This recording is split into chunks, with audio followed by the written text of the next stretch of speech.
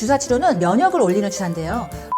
주사나 주사도 있을 수 있고 주사도 면역을 올리는데 많이 쓰입니다.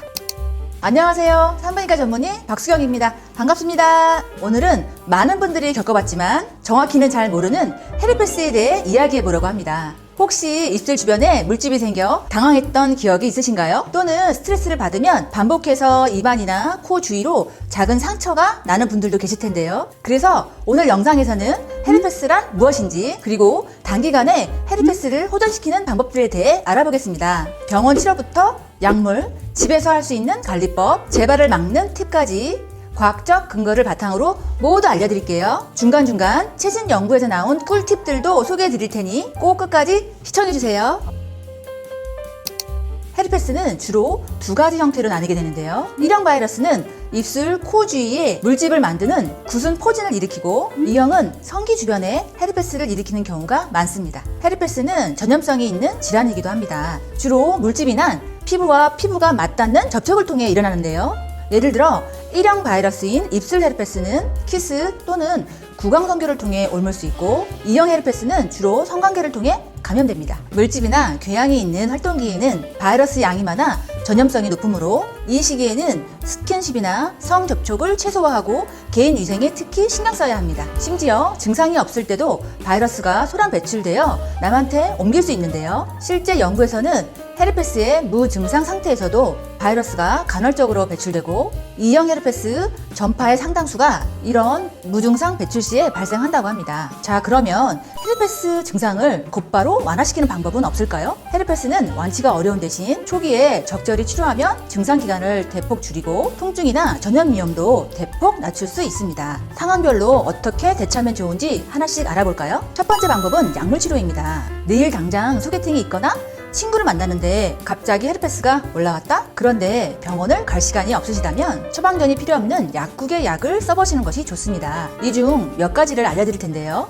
첫 번째는 아시클로버 크림입니다. 조비락스 크림, 아시클로버 크림은 약국마다 이름이 좀 다르긴 한데 입술 주위 및 성기 헤르페스 치료에 사용할 수 있습니다. 약 4시간 간격으로 하루 5회, 5일 동안 포진 주위에 바르시면 효과를 보실 수 있습니다. 두 번째 추천 약품은 도코사놀입니다. 이 약물은 보통 입술 주변 및 얼굴 부위에 굳은 포진을 치료하는 용도로 사용됩니다. 이 약품은 성기 헤르페스에는 사용 용도가 허용되지 않았으므로 오직 입술 및 얼굴 주위의 헤르페스 증상 완화에만 사용되는 것을 꼭 주의하셔야 됩니다. 세 번째 추천 약품은 헤르페스 패치입니다. 요즘 시중에 나와 있는 입술 헤르페스 패치는 하이드로콜로이드 기술을 이용한 투명 패치로 상처를 보호하고 빠른 치유를 돕습니다. 또한 상처를 가리고 습윤 환경을 조성함으로써 통증 완화 및 흉터 예방에 도움을 준다는 연구 결과가 있습니다. 두 번째, 헤르페스 단기 치료법은 집에서 할 수 있는 방법입니다. 약물 치료와 함께 집에서의 관리도 매우 중요한데요.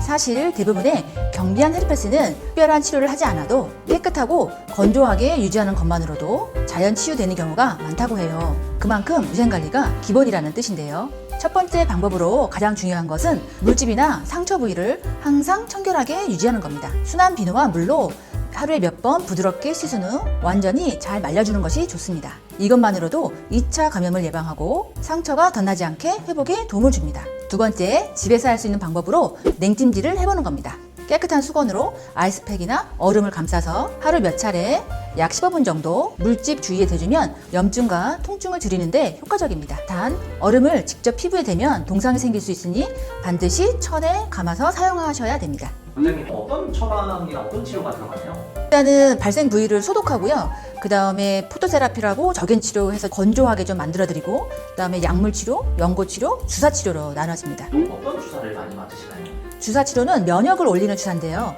대표적으로 글루콜린 주사나 태반 주사도 있을 수 있고, 비타민 칵테일 주사도 면역을 올리는데 많이 쓰입니다. 이걸 맞으면 많이 가라앉나요, 혹시? 대부분 이제 한 열흘 정도 내외에 상처가 다 낫게 되는데, 면역 치료를 하게 되면 3, 4일 정도가 단축됩니다. 그리고 보통 먹는 약이나 바르는 약 어떤 걸 많이 처방해 주시나요? 조비락스, 아시클로버 정, 그 다음에 아시클로버 연고가 제일 많이 쓰이죠. 아시클로버가 조비락스보다 싸거든요. 그래서 아시클로버 위주로 처방을 해드리고 아시클로버가 잘 안 난다는 분들이 있어요. 그런 경우에는 좀 비용이 들더라도 조비락스 쪽으로 처방해드려요. 치료를 한다고 해서 완전히 제거되는 건 아니죠. 그렇죠. 신경제에 숨어있다가 면역력 떨어지면 그때 이제 발생을 하는 거죠. 원장님 꼭 전달하시고 싶은 말씀이 있으시다고 해서 헤르페스 이제 감염증이 생기면 두 가지 정도 주의해야 될 점이 있는데요.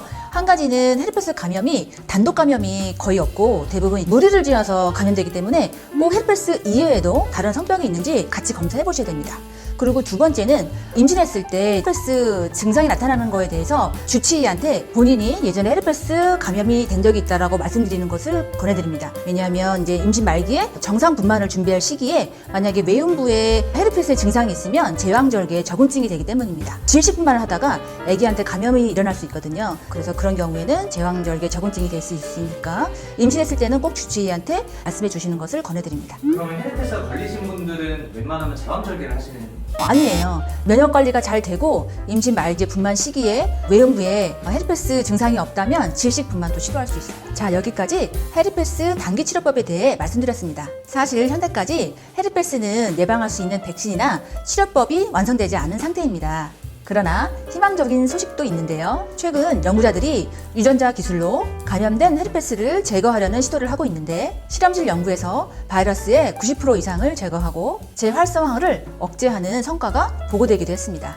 머지않아 이런 연구들이 발전해서 언젠가는 헤르페스를 완전히 예방하거나 없앨 수 있다는 소식을 들을 수도 있겠죠. 그러니 너무 힘들어하지 않으셨으면 좋겠고 오늘 알려드린 대로 관리해 보셨으면 좋겠습니다. 증상이 분명 단기간에 완화되실 수 있을 겁니다.